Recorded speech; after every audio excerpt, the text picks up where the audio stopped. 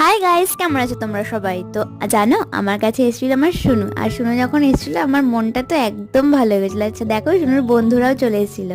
শুনু আসার পর সবাই ওর সাথে দেখা করতে এসেছিলো, আর এই কেকটা শুনু আমার জন্য নিয়ে এসেছিলো।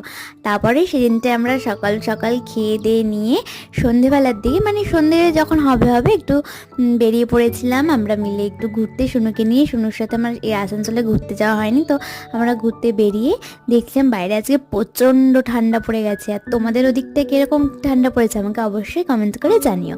তারপরে আমরা কিছু টুকটাক খেয়ে বাড়ির জন্য খাবার প্যাক করে নিয়ে এসেছিলাম। আর বাড়ি আসার পরে আমরা একটা কেক কাটিং করেছিলাম, এটা ক্রিসমাসের জন্যই করেছিলাম তখন, কারণ শুনে আমার কাছে তখন এসেছিলো, এটা কয়েকদিন আগেকার ভিডিও। তো যাই হোক, আর তারপরে জানো আমরা যখন বাড়ি এসেছিলাম দেখছি আমাদের এই কুকুরছানাটা এই সিঁড়ির কাছে শুয়ে রয়েছিল। আর এভাবেই কাটলাম আজকে দিনটা। ভিডিওটা কেমন লাগলো অবশ্যই জানিও। তোমরা সকলে ভালো থেকো, টাটা।